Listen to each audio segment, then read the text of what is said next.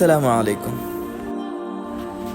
3 ദിവസത്തിനുള്ളിൽ തിരിച്ചു വരാം എന്ന് വാക്കും കൊടുത്ത് ഇല്ലാത്ത പരിപാടിയുടെ പേരും പറഞ്ഞ് ഹൈദരാബാദിലേക്ക് ട്രെയിൻ കയറിയിട്ട് ഇന്നേക്ക് 14 ദിവസം. പിന്നീട് ഹൈദരാബാദ് ടു ആഗ്ര, ആഗ്ര ടു ഡൽഹി, ഡൽഹിയിൽ നിന്ന് ജസ്റ്റ് ഒന്ന് ഹിമാലയം കൂടി ഒന്ന് കണ്ടു മടങ്ങിയേക്കാം എന്ന ആഗ്രഹത്തിൽ ഡൽഹി ടു ഉത്തരാഖണ്ഡിലെ നെയ്റ്റാലിലേക്കായിരുന്നു അടുത്ത യാത്ര. നെയ്റ്റാലിലെത്തിയപ്പോൾ കോടമഞ്ഞ് ഹിമമലകളെ മറഞ്ഞതിനെ തുടർന്ന് ഹിമാലയം കണ്ടേ മടങ്ങൂ എന്ന ഉറച്ച തീരുമാനത്തിൽ കാടും മലയും താണ്ടി മലയോര ഗ്രാമങ്ങളെ ലക്ഷ്യം വെച്ച് യാത്ര തുടർന്നുകൊണ്ടേയിരുന്നു. അങ്ങനെ നൈനിറ്റാൽ ടു മുക്തേശ്വർ, മുക്തേശ്വർ ടു അൽമോറ, അൽമോറയിൽ നിന്നും ബാഗേശ്വർ പോയി. എന്നിട്ട് പോലും ഹിമാലയം കാണാൻ പറ്റിയില്ല. പിന്നീടുള്ള എൻ്റെ ലക്ഷ്യം ഉത്തരാഖണ്ഡിലെ തന്നെ ഹിമാലയത്തോട് ഏറ്റവും അടുത്ത നാടായ മുൻസ്യാരിയിലേക്കായിരുന്നു. ഹിമാലയം കീഴടക്കണം എന്ന ലക്ഷ്യത്തിൽ തുടങ്ങിയ ആ യാത്രയിൽ എൻ്റെ മനസ്സിനെ കീഴടക്കിയത് തുടരെയായി ഞാൻ കണ്ടുമുട്ടുന്ന സുന്ദരമായ മനുഷ്യരായിരുന്നു.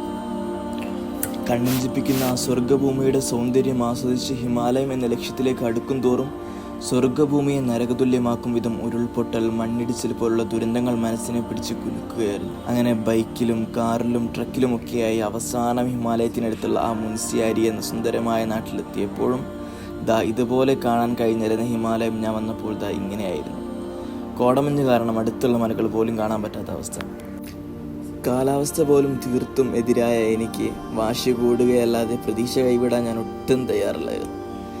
അങ്ങനെ ഹിമാലയം തേടിയുള്ള യാത്ര ഇനിയും തുടർന്നുകൊണ്ടേയിരിക്കും.